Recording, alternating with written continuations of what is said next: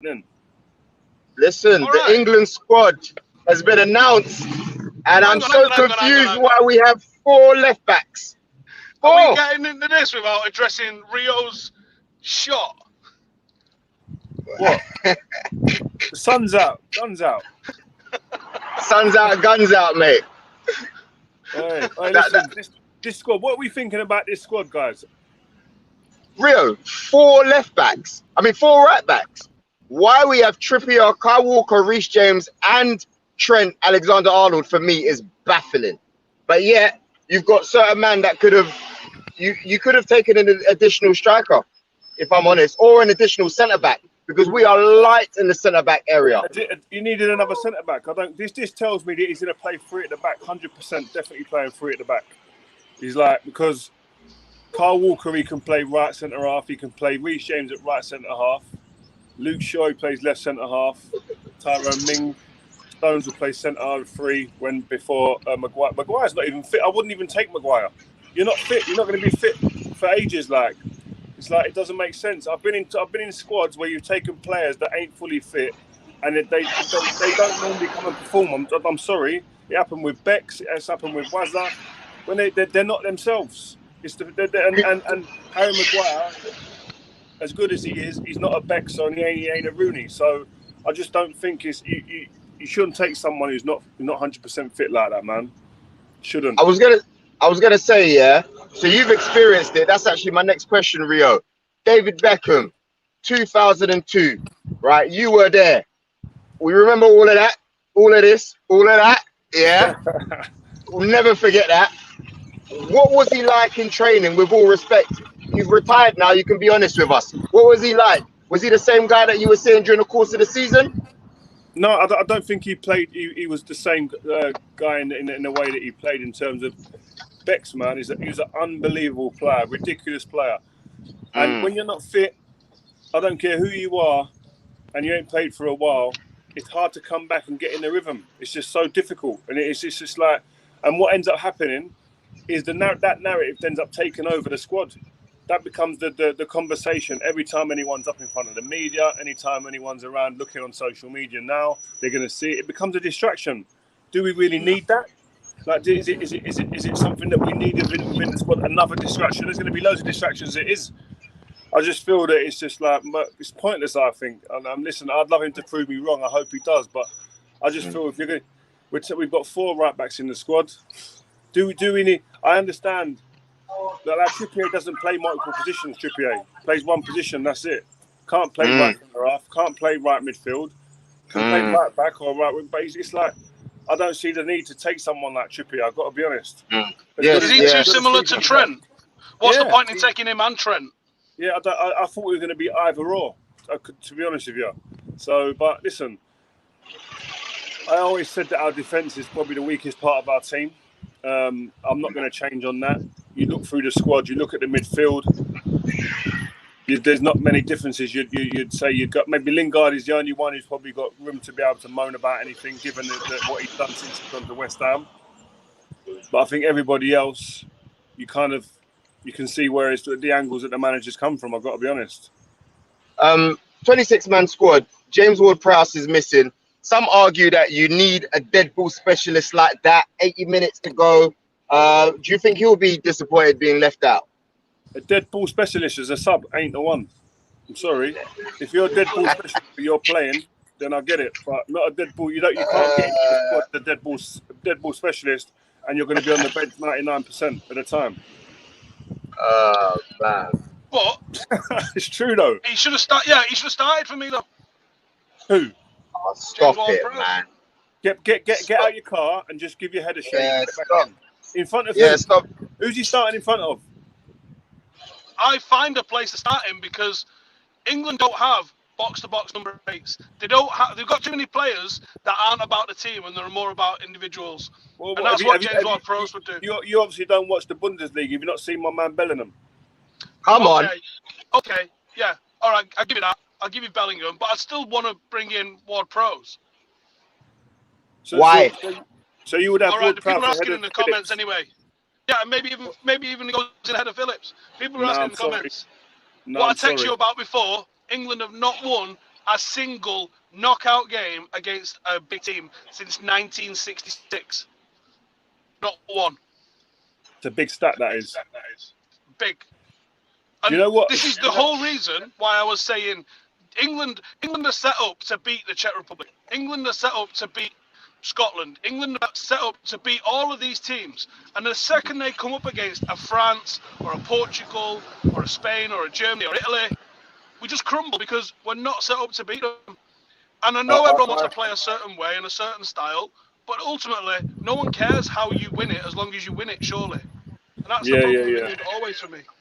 This is the problem with me, with wanting to play the way that you're talking about playing. Are we good enough defensively to sit back there? No, we're not. No, we're not. Be attacked for 85 minutes, like you say, be under the cosh, and be scrutinised defensively for 85 minutes and hit a team on a counter-attack. Do you think we're able to do that? No, but are we good enough to take a game to someone and try and play on the front foot? No, we're not. With this attacking team, with this attacking team, there's a chance though. When you got the likes of Rashford, Harry Kane, do you know what I mean? Phil Foden, there's a chance. I would argue that we do. Who's passing the ball to him though? But the funny thing is, I think Price, Calvin Phillips, they're getting the Foden. People in the comments saying Euro 96. What about Euro 96? You beat a gash Spain team.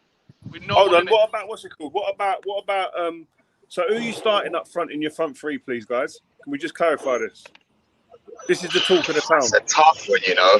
This is a tough one because right now on form, do yours first, Rio, because I can't lie, yeah. I'm so on the fence on this one, yeah. Go for yours first. On form. And who's been playing right now up until this time? And on the right, Sancho, he starts. Yeah? All right. Yeah. I'm probably going to go Foden. Okay. And then up top, Harry Kane. This is the thing, is that because I'll start with them guys there, they may not finish the game. They will not finish the game. And they certainly won't start every single game. Them positions there, we've got so much quality there that I'll be sitting them all down and saying to them, listen, you're all going to rotate. I don't care what you think. You guys are all going to rotate because you're all good enough to win games on your own, right? So I need all of you flying fit, all tuned in. Even if you're sub and even if you're on the bench, do not spit your dummy out because you're going to impact. You look at the game. I was talking to Mark, one of my eight with the management team at New Era, and he put something to my heart to light. You look at Manchester United in 2000 in 99. On the weekend they play in the FA Cup final. The two main strikers throughout that season have been Andy Cole and Dwight York. They're on the bench in the FA Cup final. They go and play that. Yeah, Teddy Sheringham played with Solskjaer and Sheringham. They play and they score. They win that. They start in the next game in the Champions League final. Andy Cole and York are back in. They come off. Solskjaer and Sheringham, the rest is history. It's about making sure that don't forget, Rio. What? Rio, don't forget that Sheringham came on as an injured sub that game. Don't forget. He wasn't the type. It happens. All I'm saying, the moral of the story is that if you don't start, you stay in tune. You don't sulk. Because a lot of players, like I know I had one, we all had an ego. But you've got to understand, to win a World Cup, the squad's going to win it. The first 11 ain't going to win this World Cup. I mean, it's Europe. So you said Sancho, Kane, and Foden start for you, yeah? On form, yeah. That's a good shout. But I can't start a game without Marcus Rashford. Because I feel like Phil Foden. What? I drive in the Marcus Rashford bandwagon bus, mate. We can't start him on form. His form's not good at the moment. But I don't think he's good enough. And I hear what you're saying, but I don't think he's good enough to come on and impact as a sub. I think Phil Foden can do that. Not this Marcus Rashford. I think Phil Foden can come on and change the game. I don't think he can. Listen to this. I think it depends on tactics, right? So listen, if you're going to play against, let me just take it back actually, playing against Croatia, where we want to probably try and dominate the midfield, I may start with Foden and Grealish and then make them come back in number 10s and create a box in the midfield and keep Kane up front and overload the midfield. That's how I might play with them. I'd bring Grealish. That's a Grealish was an option off the left if I wasn't going to start. If everyone was fit and in form, I'm going with Rashford. But he's not fit and he's But not in form, so you can't justify it. Hold on. But I'm going to go with Grealish next. Wait. I'm due to pull up Rio. Everyone Rio. Where's Sterling? Nah, he's sitting on bench because he's not doing that at the moment. Grealish and Marcus. No. He's not. We said everyone's fit and in form. Who plays left? Not Sterling. Marcus and then Grealish. Sterling can come third to that, or fourth. Yeah. Wow. I'm with Steve on that still, yeah. No, and you know, I rate Sterling, but right about now, it's not it. He's just not doing it at the moment. On his name, given what he's No, done. I got respect. But you said fit and form. We know he's a quality player, but right about now, he's not even starting ahead of Foden. So how do you think he's going to come into the national team and start ahead of him? Doesn't make sense. I didn't say that. I said they're fit and in form. All of them are fit and in form, flying at their peak, at their best. Who starts on the left? Okay, so but they're not all informed though, Rio. So I don't think that's a fair question. All right, well, I'll take it back then. Sorry, Joe. Yeah. So, yeah. You know what I mean? But I have to say though, you know, you're talking about fitness. Grealish, he ain't fit at the moment, as far as I'm concerned, man. He's another one that's moving a bit like. How many games has he played? I mean? How many games has he played? He's played two and a half. That's 2.5 more than anyone in the ones we were talking about. Nah, you're moving the goalposts, man. 2.5 games. 2.5 games. You're moving. Now he's going to play 2 more games. You're moving the goalpost, Rio, man. That one. I think you're moving the goalpost a little bit, man. Do you think we're going to see the best of Jack Grealish? We're talking football. Do you think he's going to be the Jack Grealish that we've seen this season during this tournament? Well, this is where I'm thinking about the 2 games that we're playing. We've got 2 friendly games leading up to the tournament. Why not play games and then announce the squad? Because I guess maybe because he wants keep an eye. But I guess you also want to be settled in with what you're doing before you play the tournament. You can't be going in there and you didn't get a chance to try and experiment with the actual team that you've got. So for me, it makes sense. So what if he plays these 2 games now, yeah, and Jack Grealish is absolutely out of form, looks lost? What does he do then? Shouldn't have never picked him because he's only played 2.5 games. That's a risk, isn't it? No, you know what? The driving's messing up with your head, bruv. I'm telling you. Yeah. On a serious note, though, Southgate came out and said he was picking people on form and not on reputation. Why is Jesse Lingard not going, and why is Sterling going? Boy. If that's the criteria that he came out with, why is that the way it's going down? Yeah, but listen, I think Sterling's probably the wrong one to use as the example. The last 3 years, he's been unplayable, mate. He's that's reputation. Not form. No. It goes. I don't know, man. I'm sorry. I can't go with that. I'm sorry. Jesse's done well for the last few months, but you could also say he ain't played for like a year before that. He ain't played. Yeah. You could look. Let's be real. Sterling goes. Picking a squad. It wasn't me picking my squad on what he said on form and not reputation. That was Southgate's own criteria that he's broke. Yeah, he shouldn't have said that. Steve. He should, yeah, but you don't leave out Raheem Sterling. Simple as. Like, no matter what you want to say, you don't leave him out. I think that's the main point, basically. No.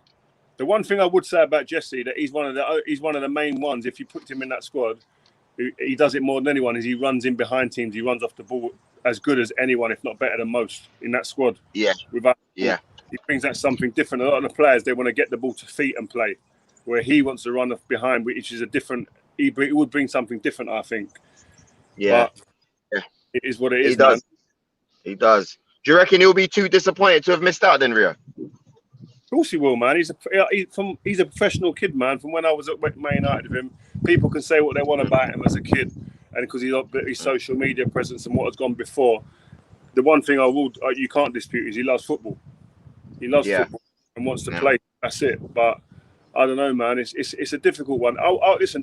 In the 2,000 Euros, I remember Kevin Keegan knocking my door on the morning before the Ukraine game, which was the last warm-up game, and he said to me, "Rio, I'm not going to take you. There's too many centre backs. I'm going to go with experience, and if you was if you was French, Brazilian, or Italian, you'd have had 30 caps by now. I'm sitting there thinking, right, this is England we're talking about. All them 3 countries are better than us, and you're not taking me. And you took Gareth Barry as the centre back instead of me. I was thinking, that Euro 2000? Yeah. Yeah, but I would say that at the same time, as much as I was disappointed, it was probably the best thing that happened to me, because that summer I trained before I went back to pre-season, and by November I signed for Leeds for £18 million, broke the record. So sometimes there will be some people that don't get in this squad that will go, actually, I've had a taste. I'm going to come back bigger and stronger for the likes of Ben Godfrey, Ollie Watkins. Them type of players, they're going to go away and think, I've had a little taste of this, I love it, I felt comfortable. I've spoken to Ben Godfrey, he loved it there, he felt comfortable. He's going to want that more, he's going to want that taste more. And but someone like Jesse Lingard, he's not a young prospect anymore, despite what everyone's saying online for jokes and banter. Yeah, he's 28, 29. This could be his last chance ever. Yeah, I think he'll find it difficult to get into another squad, because you can see only these young players that he's got in front of him now, they're going to get better and better and stronger and stronger. Yeah, even if the World Cup's next year. Yeah, all I would say with him is his next move, his decision to make his next move is a big one. If he's looking to go to the World Cup next year, he needs to go to the right place and hit the ground running. Double pivot. I told you that's what he's going to do. Do you reckon? Look at the way it's going to be Henderson and Rice, isn't it? Yeah. You know it. I told you. And when we guys chat, just to let you guys know, 5 chat, I'm naming you guys 5 chat because we're all the same community, Rio said that me and Steve are football. What did you say? Anti-football. Anti-football, because we said he's going to play. Well, we reckon he should play a double pivot, and we said so. Well, we reckon he should play a double pivot, basically. And he said we're anti-football. I just think one of Henderson and Declan, and I'd play someone like Mount or Bellingham next to him. 100%. Feed the front 3, man. Feed and join. But Maguire's going to start. He's not even fully fit. You need to protect your defenders. That's why Man United ain't winning the big trophies, because they're having to protect the back line. Don't forget that. The Achilles heel of the team. Don't want it to come to England now. If we had 2 better ball players, and I think Rice is probably an upgrade on McTominay with the ball at his feet. If England could do what United do, but only need 1 player doing that, and ultimately the bottom line is, I don't think England have got that world-class number 6, and that's the problem. Not even world-class, they've not even got a very good one. Players can emerge. I was at Leeds. I was at Leeds, man. No one called me like world-class before I went to the World Cup in 2002. I come back, people saying that I'm the best centre-back in the world at the time. It can happen. It can change. Miracles do happen. That's not true, though, because I sent you that book that guy wrote. Yeah. But how many people were saying that? There's players that are saying, you're real, you're world-class, you're the best centre-back in the world. But what I'm saying is that you can go from being someone that isn't actually thought of in that bracket to actually, when you come out of it, you've enhanced yourself that much because of the game time you've been given. Yeah. That's why James Ward-Prowse should have gone. Oh, get out of there, man, with your agenda. We should leave this chat then. That brings me to ask, Rio, you said that 2000 you got left out. You're pissed. You don't understand what's going on. You think you should have went. You've gone back. You've trained hard. By the time 2002 emerged, you already knew you was central to that squad, right? You knew what was going down. I knew I was playing, but this is what I mean. When the players that aren't going, like Jesse, like Ben Godfrey, like Ollie Watkins, etc., when you're not going, you've not been picked. It's not a time to get upset or to down tools, a sulk. This is a time where you say, right, okay, you don't think I wasn't good enough. Next season, you're going to see and you're going to know. So my intentions on that summer was to ram that back right down Kevin Keegan's throat. Now, he was an England manager by the time the next World Cup came around, but there's no way that he weren't picking me. And that's the mentality these boys have got to come with. So how do you feel then? We know about how you felt, right? You were disappointed you came back, you played, but you had players like Jermaine Defoe, I think, that missed out in 2002. Was it Jermaine? Was it 2002 that he missed out when he had a banging season? 2006, and he took Walcott instead. 2006, yeah. 2006, right? What are you thinking then? Are you not thinking we need this boy to be playing? What's going on? Yeah, you do. Like, I was surprised that Defoe didn't come, because I know that for a fact when Defoe comes on the pitch, he's a threat. back then. He Goals. was always going to score goals. He always get chances in the five sides, in the small games, and always one of the sharpest in the squad. And I was just surprised. You want to go late on against a tight game. If an opportunity drops to Theo Walcott or to Jermaine Defoe, I know where I want it to be. Who's fit? So it was surprising. He was gutted. He was definitely devastated. But again, he didn't let it finish him off. He came back stronger. And I think it's the attitude, it's the mindset of these players that don't get picked. There's someone like a Ben Godfrey's different to a Jesse Lingard, because Ben Godfrey's gone in there just happy to be there, would love to get the opportunity to go. But if it doesn't happen, he knows he's got time. Jesse's not in that boat. It's a very different way to look at it. But hard work and applying yourself right from this moment on is the only way. See what Rooney said about Vardy? I'm sorry, I don't agree with it. Sorry, I don't agree. Well, because you're thinking about the future. Yeah, man, I'm thinking about them. That time's gone. That ship sailed. He's stopped playing for England. It's gone. Who's got that impact though for England? Which England player can do what he does? Does what? Well, who does? Plays on the shoulder like that, looking to get over the last man. That sort of pace. Who can do that? Yeah, but he never really pulled up any trees for England, really, did he? In his time when he played. When he came on, when he was at Euro 2016, he hardly got any minutes, bruv. And when he played well. He was threatening. But I'm not saying he didn't play well, but he never ever came in the squad and stamped his authority on the squad, because maybe he wasn't given the opportunity, or maybe they saw something in training. I don't know. But as good as Vardy is in the Premier League, and he's a bloody good player, top player over the years he's been here, and deserves all the accolades he gets. But to think that he's going to come in this squad right now after not being involved in all of the qualifiers, sorry, I don't see it. When you've got England aren't going to win nothing. But that's when you've got the some of the players that they've got coming through. I don't know. I don't think that it's necessary.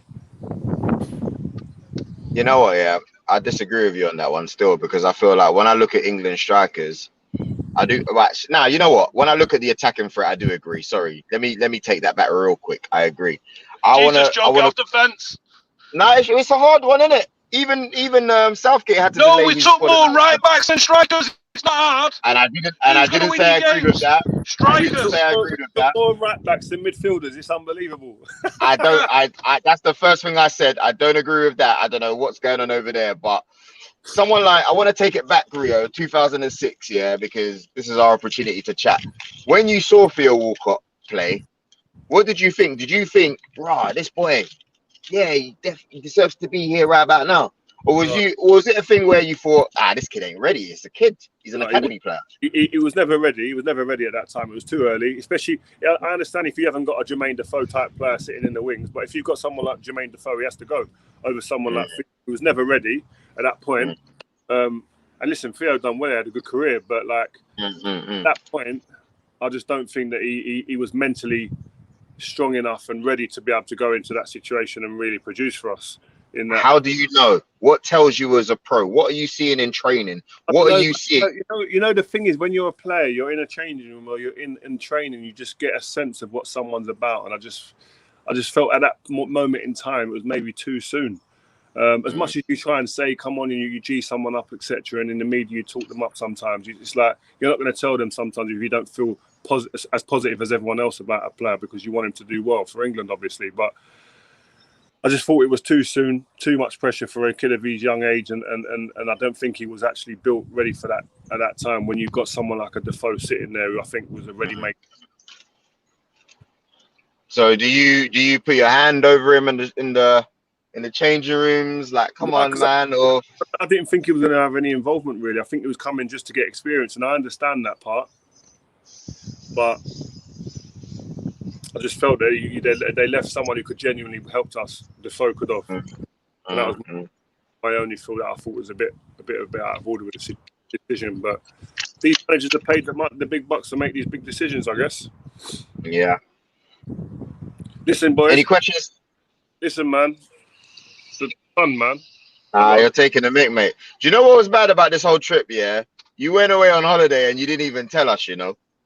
No, man, I'm coming back tonight. If I is it so you went? If I knew you were gone, I would have flown myself. I would have gone. No, I'm back tonight, man. Well, I told the guys, time, man. What did you say? I appreciate your time, boys. It's been a pleasure. We appreciate your time. That was sling it. I'm getting in the pool. Laters. Yeah. No worries, but yeah. All right, we'll catch up soon. No, wait, before you go, hold on a second. Before you go, you guys watching, we're gonna be doing covering the Euros. So you guys watching, make sure you stay tuned. We've got big interviews coming out next week as well. Big names, late night vibes. Going to be a terrific show during the course of the Euro. So make sure you subscribe, you stay tuned. And yeah, we're going to be in studios, not just in our cars and on holidays and doing a madness. All right. And take care. Appreciate it. In a bit. Thanks. Peace.